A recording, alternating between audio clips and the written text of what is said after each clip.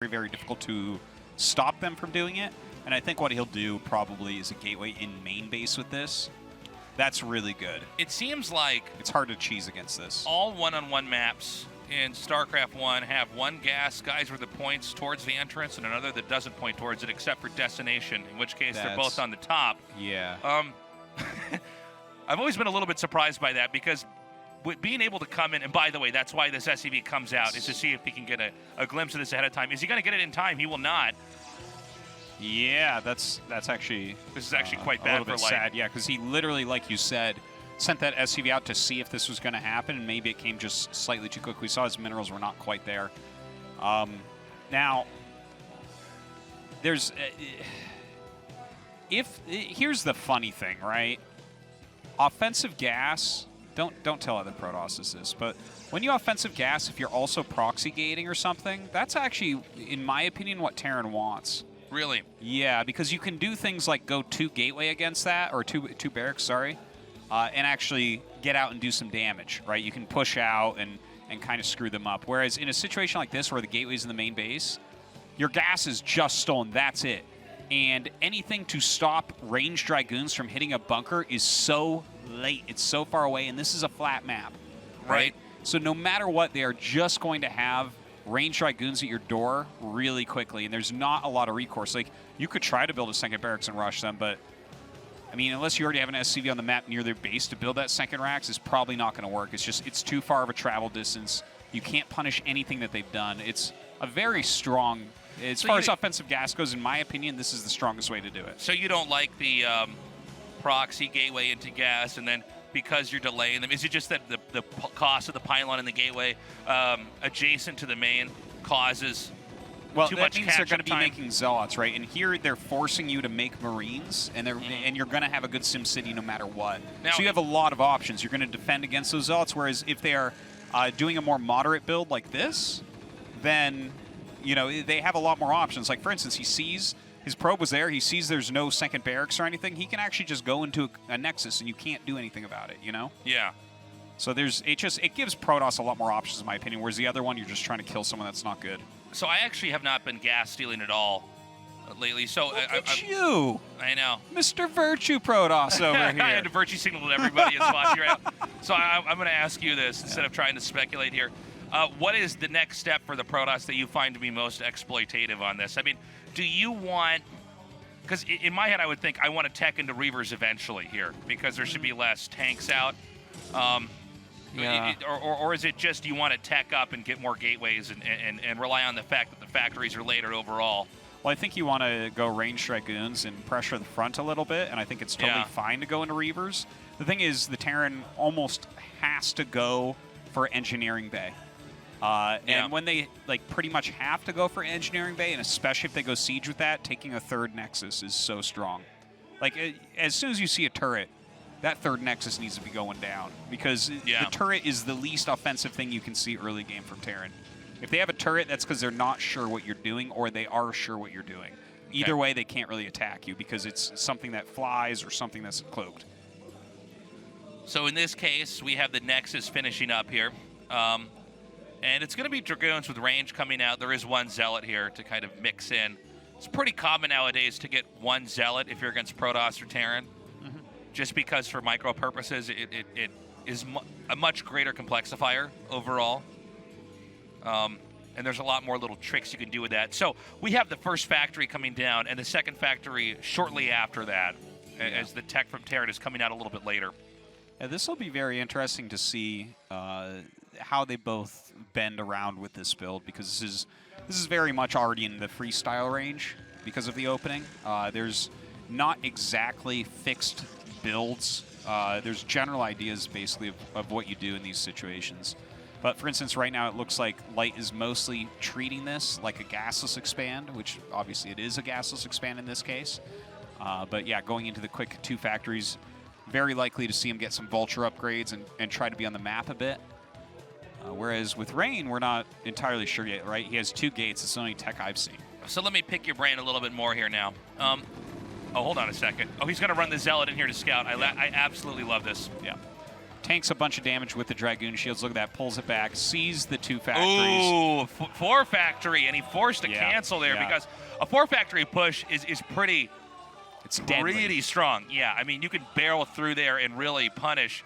And a lot of times that's before the Protoss has been able to scout. So this Zealot sack here, to come in here and just get an idea of what's going on, has paid off in dividends. Yeah, it's actually truly amazing. And now he's going to have range. And look at this. We have a Vulture out, right?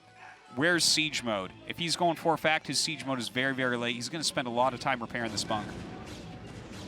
So now he's going to hit the bunker.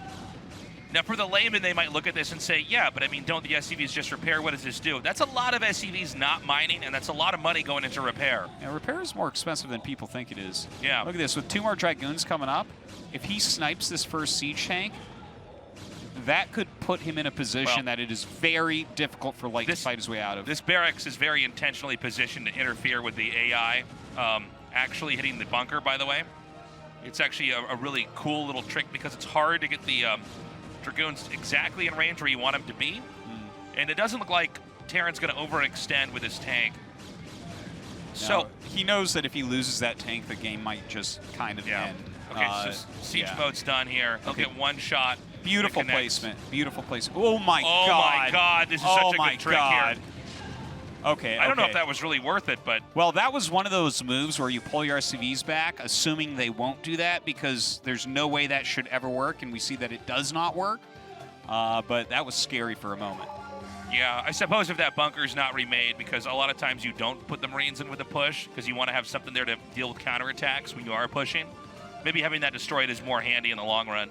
I don't know. Yeah, he doesn't care that it's gone now. He has enough units. It is really not that impactful, and it does open up the rotation of units a bit more. But look at this. Light is playing truly a beautiful game right now as well. Like, Rain is playing pretty flawlessly, I would say. But the fact that Rain, or rather Light, is so on top of it, right? He went into 2 factory afterwards. He was going to go 4 fact, insta-cancels, realizing that is not going to work, gets into a siege mode, and now takes the 3rd base immediately after holding that little pressure. This is exactly what he needs to do to stay in this game. If he was doing like anything else right now, I would be, you know, writing his Game 1 obituary about, you know, Light died this day on a very even TVP map, match point.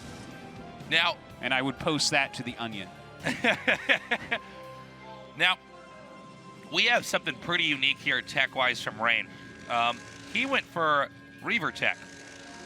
And this is as the 3rd base was being made. So this is a very, very uncommon time to tech into Reaver. It used to be that after the 2nd base was done and had not been attacked anymore, and this was, you know, maybe even a decade ago, this was more common. It was always a surprise to have a Reaver. Sometimes even 2 shuttles fly in and do damage. Now this is on the 3rd base. A late Citadel and a Forge coming in here. Keep in mind, guys, turrets were never made here to defend. Again, Light has basically discounted the possibility of a Reaver, and that's pretty normal, even at the highest level of play. You would mostly expect Arbiters for 1, and then the second would be Carriers, although they're not as strong on this map, especially in the way that this game has developed. So let's watch for this Reaver drop that comes in here. This could kill a lot of SCVs. Yeah, it really does have a lot of potential because of how late it is. As you said, and where he put the Reaver tech itself, we've been hearing scans, but I don't think that they've hit that actual location, you know? They're looking in more common areas, and that's just, you know, kind of the randomness of it sometimes. I also want to see if he gets shuttle speed with this. I'm always intrigued by late Reaver play. And here we go. Note he comes right in on top, and he even brings the Dragoons in for a second to try to draw the screen away. And the Reaver damage is coming down. That is huge. A lot of damage done right there. 8 kills on the first Scarab. Oh my god, that's so much damage. And now he has the speed as well. Look at this, the Dragoons coming around the other side. No turrets in the main base. Again, these SCVs completely undefended. Another shot comes in. Will it connect?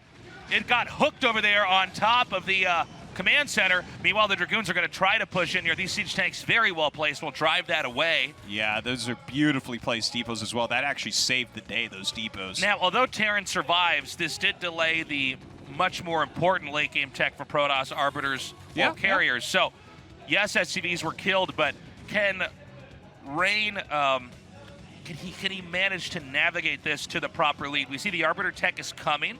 Yeah. Protoss does have a supply lead and is taking a 4th base, but I do wonder if in the long run we're going to see this with a big Terran push, if Reign might still get run over. You know, it's not just having the Arbiters out, it's having a certain number of them out that allows you options. And it's not as many options as one might think. You know, the difference between 2 Arbiters and 1, or 2 Arbiters and 3 Arbiters is huge. Yeah, it's certainly true. I would say overall, I think the Reaver definitely did as much as it needed to do to kind of be worthwhile. But dude. It's not. Oh, okay. He gets that one Reaver. Oh! That's a dud. Had that connected. Yeah. Oh, man. Big Well, impact there. Yeah. So, I mean, whoa. 3 speed shuttles coming in now. That's the game plan then. All right. He wants to super bombard this area. I don't know if it's going to succeed. There seems to be a pretty incredible spread of siege tanks here. Yeah, the macro of light has been on point this game. But the fact that the vultures were also placed over here to cover the tanks, had those tanks been naked, or maybe just 1 or 2 turrets over them, that position would have been completely wiped out. Yeah, well, this game, light, the amount that light does not want to make turrets is amazing. Like, he is so anti-turret this game, it's crazy. Even after seeing speed shuttle, he's like, no, this is not happening. No turrets. But, I mean, we see it is biting him in the butt just a little bit. Not that a single turret's going to do too much against 3 speed shuttles. But Reign, you know, he's getting in there. He's mixing it up a little bit. Taking that 4th base at this point.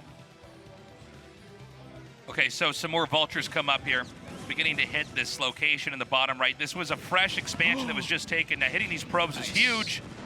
Yeah, doesn't get as many as he wanted there, but not too bad. Not too bad. He's got to do something right now. And this is actually an ideal number of vultures for the amount of damage he really did there. It wasn't an overextension. Sometimes you'll see players take 8 or 9, something crazy, and set him up. But Light's a very precise player. The factory explosion has started, as is the gateway explosion here for Protoss. Yeah, and you can even see, looking at the top right, Light's macro is super, super on point this game. He has been killing it. He's been keeping his supply as high as he possibly can. His money is super low. Reign with a little bit more of a bank, no big problem there. He will get rid of that. But I think that what I'm nervous about here for Light, he does have the 2-1. His push is not quite ready. 130 supply is not a real number you would really push at in this situation, I feel like. But yeah, he needs to do something relatively soon, because the Arbiters are going to be very scary. Like I was saying, and it wasn't jokingly, stopping recall on this map is insanely hard. I also like, just to go back a little bit here, the way that we saw the Reaver come out early on, and he parlayed that into almost like a mini recall with massive amounts of shuttles flying around and hitting softened locations in the Terran's defenses. No, it's a great move. A lot of people do like to do moves like that after Reaver if you get that speed shuttle. It's not that expensive to get a few more, and it's very hard to gun them all down in time, you know? Okay, here we go. Another dive in over here, this time at the natural Reavers. Wow. And Zealots and Dragoons coming in here. Oh! And SCVs, they just can't be pulled in time. And it looks like there's enough shuttles. He can probably do damage and maybe even pick up and go elsewhere here on the map. And that he will. He's going now down towards the main. Just a Wraith. Oh, my. I just choked. That was an incredible. Oh, my God, there's another Reaver in here. That was an incredible mine hit that we just saw back there. Well, this was pretty good by Reign again, I would say. You know, he didn't do that much with it, but he is maxed out. He's killing off some units. He's killing off some SCVs. He has his 4 bases. He has his Arbiter tech up. The one thing that Reign really does have going for him, though, he hasn't been broken. He's got his 2-1. I imagine that 3-2 is on the way. He has his 4th command center. So, you know, that like if he can just live through a few more attacks and max out, he could be in good shape. Okay, a pretty decent stasis there. Yeah, that's a sick stasis. Is this actually enough to break this, though? It looks like there's not much else. Sometimes we move a screen away and there's more tanks here. But in this case, no. Absolutely 100% Reign will dominate this position. And this could not have been a better stasis now that I look at it. I mean, the vessel, the tanks there. And what's great about this is not only, there it is, GG. Not only can he freeze that position, but he can